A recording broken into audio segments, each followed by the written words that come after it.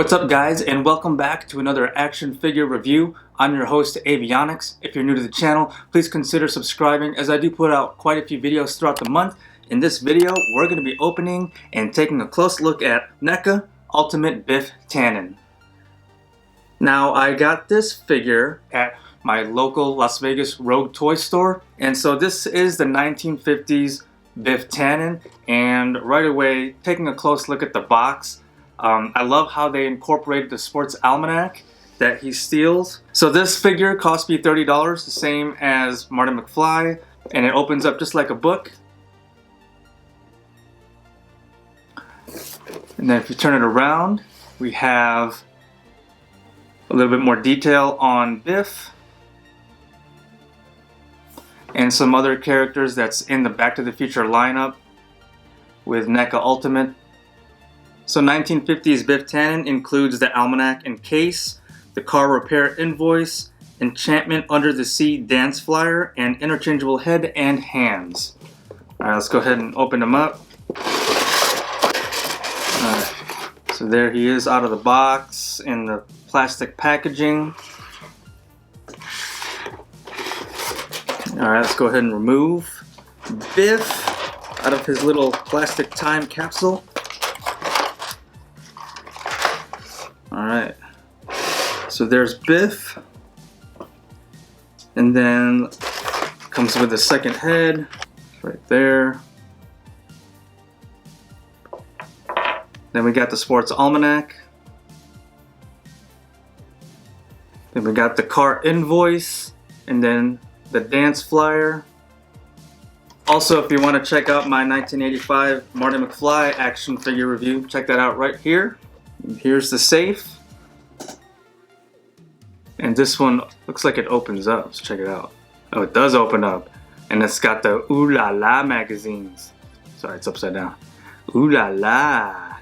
Ooh La La. They come out. So the Ooh La La magazines are actually attached to the case, to the safe. So those do not detach. So the hands that he comes with attached are two kind of rested, relaxed, open kind of grips. Check that out. Then he comes with three more hands. It looks like he has a right hand kind of thumbs up, but it also looks like he can hold something in his hand.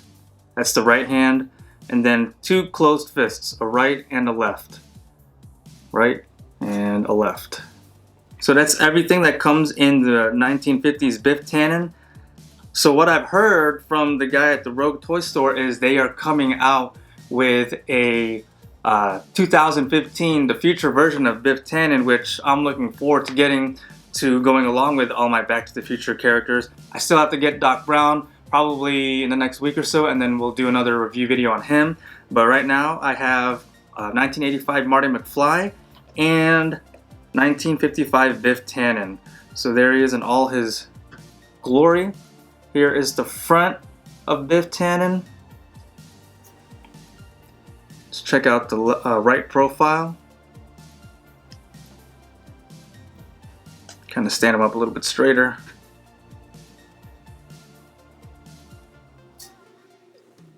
The back of Biff Tannen. Love the 50s bomber jacket. That's quite awesome. Left profile, and back to the front. There we go. Alright, so let's go ahead and stand them up next to Marty, because these are 1/10 scale figures. So there is Marty and Biff together. So obviously Biff Tannen is taller than Marty McFly, and it shows in their scale side to side. Let's put him up to some other figures here. So here's my synthetic human. You can check that review video out here. And so my synthetic figure, he's 1/12 scale. So these three together, you can see how big Biff Tannen is against others. And then I have a 1/10 scale Geralt of Rivia that will put them all together. And it shows right here that the true 1/10 scale is true. The Back to the Future line and the McFarlane Geralt of Rivia could actually go together in some pictures together well, if you wanted to do some mashups. So before we change out his head and his hands, let's go ahead and take a closer look. So the jacket is made of a soft, pliable plastic, I want to say. The sleeves are actually his arms, but you could actually open up his jacket a little bit to see the white shirt that he has underneath. Check out the detail in the hair. That's pretty crazy. Take a closer look at his face.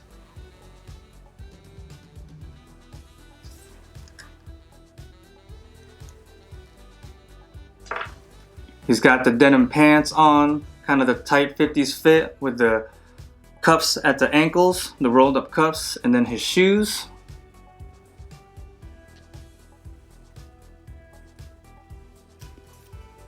Alright, so let's go ahead and change out the head and hands. Now before we do, with these NECA figures, you kind of want to run them under hot water where they have the interchangeable parts, because they do tend to break from what I've heard from other friends.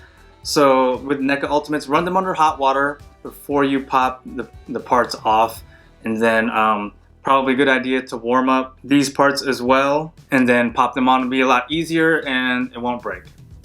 Alright, we're back from running all the parts underneath hot water and the joints, and now we have on the reaction angry face, and then we have in the right hand we have the, looks like holding the safe case, the hand holding the safe by the handle, and in the left hand we now have the fist. Once again, the other hand available is a right fist, so we're just going to go ahead and put the safe handle on him. Now let's go ahead and take a look at his articulation. So his head goes from left to right, like that, can look downwards, can look a little bit upwards. His arms, now these, as I've noticed and mentioned in my Marty video, NECA articulation is kind of not loose, a little tighter than normal, I guess. Biff is double jointed at the elbows, as you can see here. Okay, but yeah, it is a little tight when rotating the arms like that. They go all the way around. They can swing up like that. You can rotate them forward. Okay, and the hands, you can twist them around. The little ball joint, so there's that.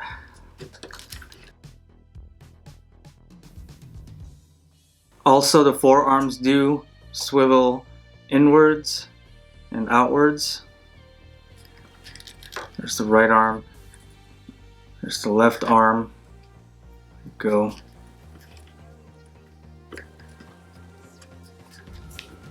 And then the legs. The legs can rotate like that, bend out like that.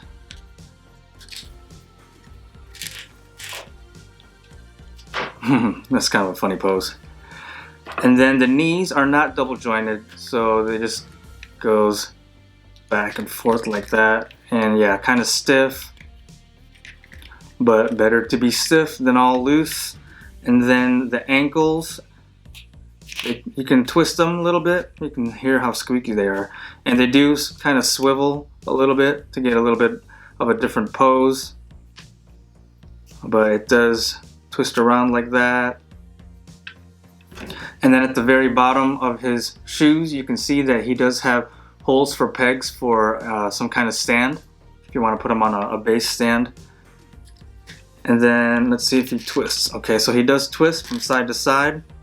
He can do the twist and shout dance from that era, huh?